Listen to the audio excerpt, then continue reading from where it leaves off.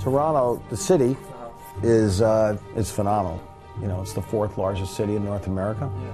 We have a phenomenal fan base, and we've got by far the best training facility in the league, with the best opportunity for players to really improve. We haven't been as good on the field as anybody would like, but we've set out now on a really careful plan to move this team forward. Hi everyone, welcome to Goal TV Canada for a special segment of Ask Kevin Payne on Twitter, #AskKP. We're very fortunate to be joined here in studio by Toronto FC President and General Manager Kevin Payne. Kevin, thank you very much for coming. Steve, great to see you. So Kevin, as I said at the outset, we solicited questions on Twitter from fans, and they sent a lot of them in, and we chose most of them actually with the segment #AskKP. Now the first question is about how you're adjusting to Toronto as well as being in this role. So it's from Colin, and he asks, apart from results on the field, what has been the biggest challenge in being president and general manager so far? Probably trying to find a place to live. It's been a little challenging for my wife. No, I think it's been a pretty easy transition professionally. The company's very supportive. We've got a lot of resources. So it's been fun. Obviously, there were things we had to change in terms of the culture of the club.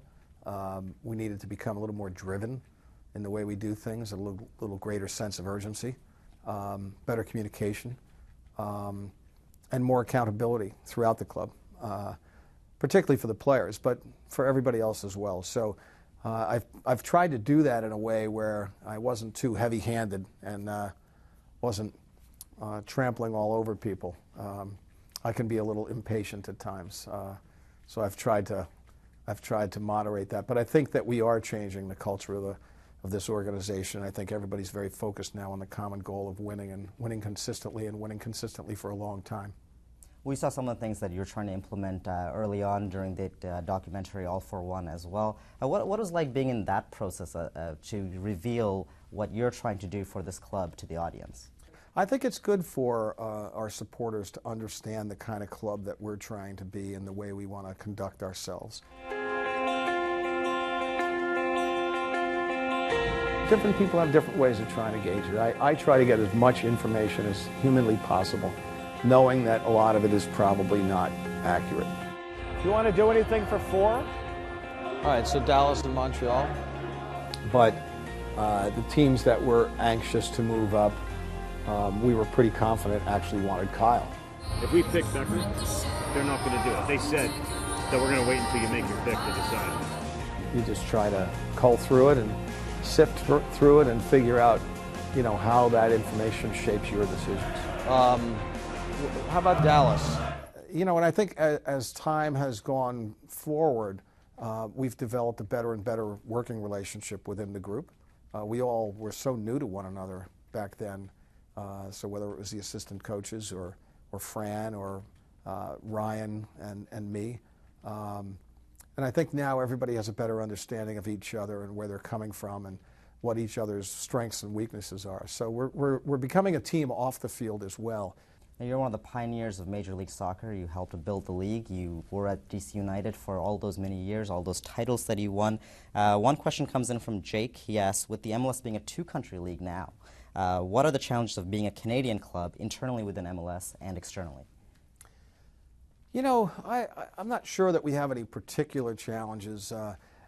I suppose, depending on which cities we're talking about in the league, our tax rate's a little higher, so sometimes players, you know, gulp a little bit. But the cost of living varies so widely in our league in different markets. You know, it's a guy who's making a minimum salary can live pretty comfortably in a place like Kansas City, and if they have to live in the New York area or Los Angeles or Toronto, it's a little more challenging. So we have some of those kinds of challenges, but I think once players accept the fact that it's you know, a close, almost a brother country to the U.S., but it is still a different country, I think most of the players on our team have come to embrace those differences and embrace the things about Toronto that are distinctly Canadian. There's a great flavor here in Toronto with the level of diversity we have and the friendliness. in many ways, it's a nicer place to live than many cities in the States. What is your first impression when you came to the club? You saw the new training grounds that a lot of people hadn't seen at the time, and did you really think then that validated your decision of coming to Toronto? Yeah, that's a place to go to work every day. You know, I call it the beating heart of Toronto FC. We're going to, over time, we're going to gradually move more and more of our staff there. It's a wonderful place. It's the best facility of its kind in the United States and Canada, and it's among the very best in North America. It's comparable to the best facilities in the EPL and in other established leagues. So it gives us a great advantage, particularly when it comes to recruiting players. Most players, particularly significant players, are serious about their careers. And they want to know they're coming to a place where the facilities are in place for them to excel. And once they get a look at the Kia training grounds, they just say, wow, this is a serious place. I can see the ambition here. And our ambition is large. On that note, we're going to take a quick break, and we'll be back with more with Kevin Payne.